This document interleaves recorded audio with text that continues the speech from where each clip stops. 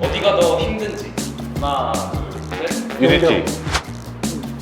상사로 다시 입대하라고 그러면 저는 할 것 같아요. 하사로 제대하셨는데 갑자기 상사로 중학교 2학년인데 제 꿈은 UDT를 갔다가 용병이 되는 게 꿈입니다. 은근아 이 새끼야.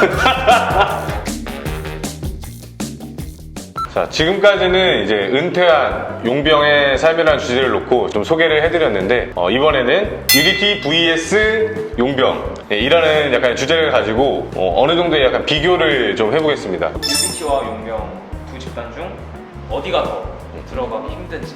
하나, 둘, 셋. UDT. 네, UDT가 힘들죠. 들어가는 것도 일단 힘들고 들어가고 나서 최종적으로 셀렉션이 되는 것도 UDT가 훨씬 더 힘듭니다. 만약에 이거를 뭐 1부터 10이라는 레벨을 놓고서 비교를 한다면은 UDT가 10이라고 하면은 용병은 전 한 6이라고. UDT가 되기 위해서는 마라톤 완주를 해야 되는 거고요. 그리고 용병이 되기 위해서는 단거리 달리기를 빠르게 완수하고 결과를 기다리는 거죠. 용병, 컨트랙터 같은 경우에는 일정 수준의 미니마이즈 스탠다드가 있는데 그 조건에만 부합이 되면 지원을 하는 걸 할 수 있기 때문에 기준점 자체가 완전히 다르죠. 그러면 UDT랑 용병 두 군대 중 어디가 더 힘든지. 하나, 둘, 셋. UDT. 역시 다르네요. 왜 UDT가 일단은 교육 자체가 너무 힘들었고요. 실무에 가서도 상하 관계가 분명하기 때문에 그런 관계도 이제 어느 정도 이제 항상 선을 지켜야 하고 이제 잠 못 자면서 계속 임무를 해야 되는 경우들이 굉장히 많았기 때문에 용병 쪽보다는 UDT에 있을 때가 더 힘들었다. 저 같은 경우에는 아까 말씀 잘 해주셨는데 네. 사람과의 관계가 있고 자기관리. 네. 전 이 두 가지 측면 때문에 용병 쪽이 좀 더 힘들다는 손을 들어주고 싶거든요. 그게 왜 그러냐면 사람과의 관계라는 게 한국 사람이 있는 게 아니에요. 외국인들이랑 같이 생활을 해야 돼요. 얘한테는 이거 맞춰줘야 되고 쟤한테는 저거 맞춰줘야 되고 그 나라의 문화를 어느 정도는 숙지를 하고 있어야 돼요. 커뮤니케이션도 어찌됐건 영어를 사용을 한다고 하지만 커뮤니케이션이 원활하게 안 될 때도 있어요. 그런 사람과의 관계가 일단 첫 번째로 힘들다고 보고 싶고 두 번째는 자기관리. 군대 같은 경우에는 제가 생각했을 때는 어찌됐건 억지로 끌고 가려는 경향은 있어요. 컨트랙터 쪽 세계 같은 경우에는 자기 자신의 컨트롤을 제대로 하지 못하면 가차없이 쳐냅니다. 인정사정 없어요. 그런 문제 때문에 저는 이쪽 컨트랙터 쪽이 좀 더 힘들지 않나 라고 저는 생각을 합니다. 얘기를 듣고 보니까 그런 것 같네요. 저도 이제 다른 것보다 문화 차이야 이제 네. 언어적인 측면 네. 그래서 커뮤니케이션이 잘 안 돼가지고 너무 이제 가벼운 대화만 계속 나누게 되는 그렇죠. 거죠. 오늘 날씨가 너무 좋다. 다음날 만나도 야 오늘 날씨가 너무 좋다. 확실히 정신적으로는 용병 했을 때가 굉장히 힘들었던 것 같아요. 일단은 어디가 힘든지 여쭤봤다면 어디가 더 좋은지. 하나, 둘, 셋. UDT. 전 솔직히 부대에서 생활할 때가 가장 기억에 많이 남아요. 제일 좋았었던 것 같아요. 제가 이쪽 컨트랙터 일을 시작하면서 계속 그거를 업무를 이어나가면서도 가끔씩 그런 생각이 들어요. 내가 만약에 계속 군대에 남았더라면 지금은 어떤 상황이었을까? 저는 아쉬움이 많이 남아요. 생활했을 때 그 자체가 너무 좋았다 보니까 지금이라도 다시 받아준다고 하면 제 나이 때문에 한 상사 정도니까 상사로 다시 입대하라고 그러면 저는 할 것 같아요. 하사로 제대하셨는데 갑자기 상사로 뭐 비슷한 것 같아요. 다른 것보다 쌓아왔던 이제 정이라는 게 있잖아요. 그렇죠. 소속감이 굉장히 컸던 것 같고 혹시라도 해군 특수전단 장님께서 보고 계시다면 저도 뭐 상사로 혹시 평생 한다면 둘 중에 어디를 더 추천하시는지. 하나, 둘, 셋. 컨트랙터. UDT가 더 좋다면서요? 좋아요. 네. 좋은데 네. 평생 해야 되잖아요. 네. 평생 할 땐 이게 더 좋아요. 이것도 있지만 네. 몸적으로 일단 편해요. 육체적으로 그렇게 힘든 게 없어요. 하루 일하면 거의 뭐 2, 3일을 쉬니까 군대는 하루 업무를 한다고 해서 쉴 수가 없잖아요. 그러니까 기간 대비 비교했을 때 컨트랙터 같은 경우에는 1년에 아무리 많은 일을 해봤자 9달 미만이에요. 근데 이쪽 같은 경우에는 그런 게 없잖아요. 상황 생기면 계속 있어야 되잖아요. 한번 컨택트 나갔다 오면은 한국으로 안 오고 자기가 원하는 지역으로 갈 수가 있어요. 국가를. 거기서 그래서 휴가를 보낼 수가 있죠. 계속 쭉 간다고 봤을 때는 컨트랙터 일이 훨씬 더 메리트가 있죠. 보수도 많고. 이 말에도 동의를 하는데 평생 한다고 했을 때 왜 UDT라고 얘기를 했냐면은 현역으로 진짜 정년까지 근무하신 선배님들 보면은 퇴직금 명세서 보신 적 있으세요? 네. 어마어마하잖아요 또. 네. 이제 은퇴 후의 삶까지도 생각했을 때 조금 여유롭게 안정적으로 갈 수 있는 부분이 있기 때문에 굉장히 UDT도 메리트가 있다.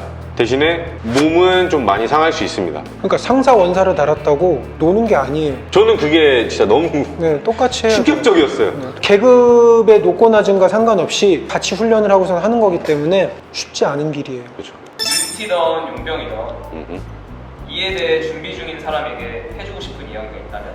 일단은 컨트랙터 쪽을 말씀드리면 외국계 업체 같은 경우에는 4년 이상의 복무가 있어야 됩니다. 최소 4년 이상. 외국에서 군생활을 한다는 애들은 거의 대부분이 4년 이상의 군생활을 하기 때문에 지금 의무복무로 18개월 정도 되잖아요. 육군 기준으로. 18개월 가지고는 지원을 하실 수가 없습니다. 지원을 하게 되더라도 굉장히 제한적인 업무나 사기를 당할 수가 있어요. 그리고 더불어서 미국 쪽 회사는 어지간하면 거의 못 들어가신다고 보시면 됩니다. 그래서 유럽 쪽 업체를 보셔야 되는데 유럽 쪽 업체 같은 경우에는 SIA하고 FPOS 두 개의 자격증이 필요합니다. 이 두 개와 군 복무 4년 이상 이 세 가지가 충족이 돼야지 지원을 할 수가 있어요. 고용이 될지는 모르지만 어쨌든 자격 요건이 네, 된다. 자격 요건이 되는 거예요. 제가 뭐 지난 영상 때 국내 쪽 업체는 들어가지 말라 아실 거예요. 뭐 국내 쪽 업체는 권한이 거의 없어요. 그리고 항상 단가치기를 하려고 하고 맨날 뭐 우리는 하나, 뭐 우리는 식구, 우리는 같은 뭐 한국인 그런 식으로 열정페이를 많이 강요를 해요. 해외 업체에 계시더라도 한국 사람이 중간에 껴있다 브로커가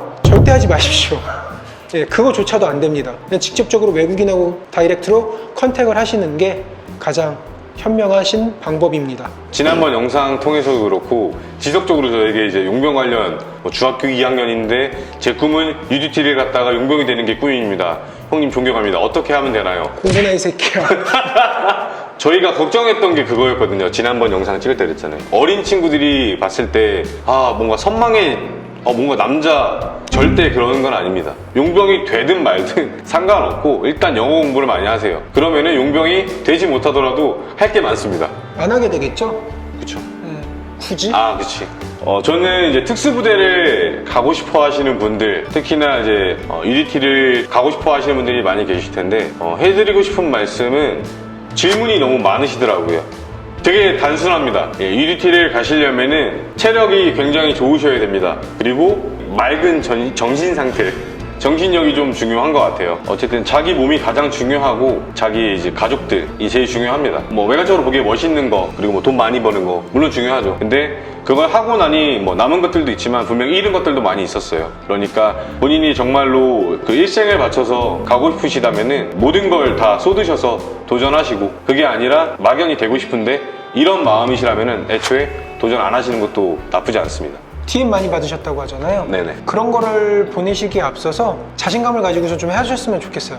전 이게 안 돼요, 이게 안 돼요, 저게 안 돼요. 뭐 그렇게 말씀하시는 거는 자기 핑계라고밖에 전 생각이 안 해요. 까짓 거 뭐 하지? 안 될 거 있나? 일단 부딪혀 보세요, 여러분들.